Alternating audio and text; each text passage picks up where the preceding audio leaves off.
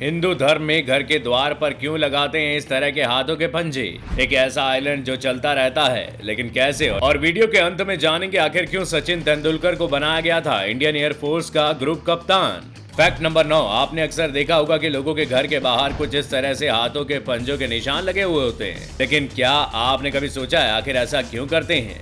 तो बता दें कि ऐसा माना जाता है कि जिस किसी भी इंसान के घरों में हर रोज कलेश होता रहता है या फिर सुख समृद्धि नहीं हो पाती, तो उस घर के लोग घर की लक्ष्मी यानी कि घर की बेटी बहू पत्नी के हाथों पर हल्दी लगाकर उसका छाप घर के मुख्य द्वार पर लगाते हैं। ऐसी मान्यता है कि ऐसा करने से घर में सुख समृद्धि बनी हुई रहती है, साथ ही घर में पॉजिटिविटी भी आती है। कुछ लोग अपने घर में शांति और समृद्धि के लिए घर के द्वार पर शुभ लाभ या फिर स्वास्थ्य का भी चिन्ह बनाते हैं। आपके घर के मुख्य द्वार पर किसका चिन्ह है, हमें कमेंट करके जरूर बताइएगा। फैक्ट नंबर 8, क्रिकेट के भगवान कहे जाने वाले सचिन तेंदुलकर की बल्लेबाजी तो पूरी दुनिया में जग जाहिर है, लेकिन बहुत ही कम लोग हैं जिन्हें सचिन के बारे में ये पता होगा कि सचिन एक क्रिकेटर के साथ साथ भारतीय वायुसेना के ग्रुप कप्तान भी हैं। जी हाँ, आपने बिल्कुल सही सुना। साल 2010 में सचिन तेंदुलकर को भारतीय वायुसेना का ग्रुप कप्तान बनाया गया था। बता दें कि तेंदुलकर पहले ऐसे खिलाड़ी हैं जिन्हें IAAF ने इस पद से सम्मानित किया था और तेंदुलकर को वायुसेना के ब्रांड एम्बेसडर के तौर पर शामिल किया गया था। सचिन को इस पद के लिए पूर्व IAAF प्रमुख एयर चीफ मार्शल PV नायक ने सम्मानित किया, जिसकी मंजूरी खुद एक्स प्रेसिडेंट श्रीमती प्रतिभा पाटिल ने दी थी। फैक्ट नंबर 7, गन्ने का जूस यानी कि शुगर केन जूस लोगों को बहुत पसंद आता है। गर्मियों में तो इसे लोग ढूंढ कर पीते हैं, लेकिन एक गन्ने का जूस ऐसा भी है जिसे कहा जाता है खूनी गन्ने का जूस। असल में गाजियाबाद में एक वेंडर ने सड़क किनारे गन्ने के जूस का स्टॉल लगाया हुआ है। लोग उनसे खूनी गन्ने का जूस मांगते हैं। इसके बाद वेंडर सबसे पहले गन्ने का जूस निकालता है और इस जूस में चुकंदर का रस मिला देता है। इससे गन्ने के जूस का रंग लाल हो जाता है और इसीलिए इसे खूनी गन्ने का जूस कहा जाता है। Fact number 6, Harley's cafe and coffee bar नाम के कैफे में आने वाले लोगों को एक अजीबोगरीब नियम का पालन करना पड़ता है। नियम ये है कि कैफे में 5 साल से नीचे के बच्चे अलाउड नहीं हैं।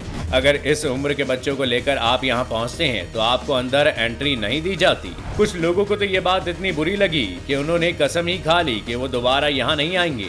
असल में कैफे के ओनर टोनी का कहना है कि 23 साल से कैफे में ये नियम लागू है, क्योंकि बच्चे हर तरफ भागते हैं और गंदगी करते हैं। हम अकेले ऐसे कैफे हैं जहां 5 साल से नीचे के बच्चों पर पाबंदी लगाई गई है। लोगों का कहना है कि वो यहां इसलिए आते हैं क्योंकि यहां बच्चों का शोर नहीं होता।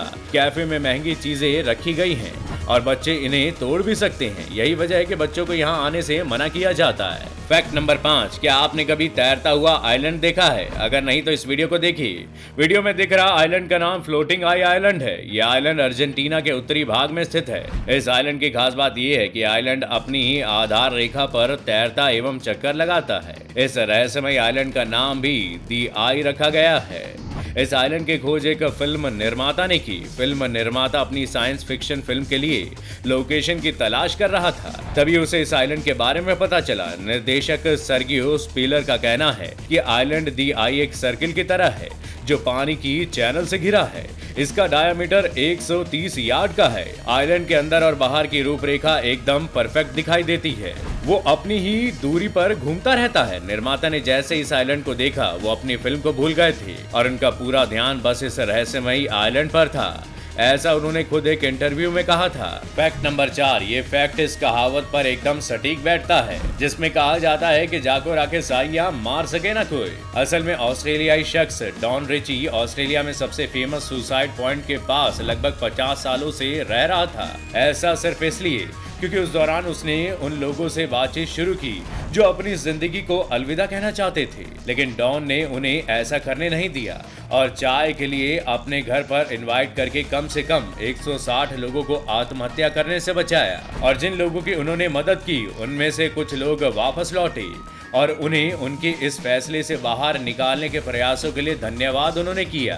फैक्ट नंबर 3, साल 1994 में रूस में एक विमान दुर्घटना हुई थी क्योंकि प्लेन के पायलट ने अपने 16 साल के बेटे को ऑटो पायलट मोड पर प्लेन के कॉकपिट में बैठने दिया था। लेकिन बेटे को बैठाने के चक्कर में पायलट प्लेन का ऑटो पायलट मोड बंद करना ही भूल गया था, जिसकी वजह से ये प्लेन क्रैश हो गया और प्लेन में मौजूद सभी 75 लोगों की मौत हो गई। तो अगर आप में से कोई पायलट अपने बच्चों के मुंह में ऐसा करने के बारे में सोच रहा है तो वो कृपया ऐसा ना करे।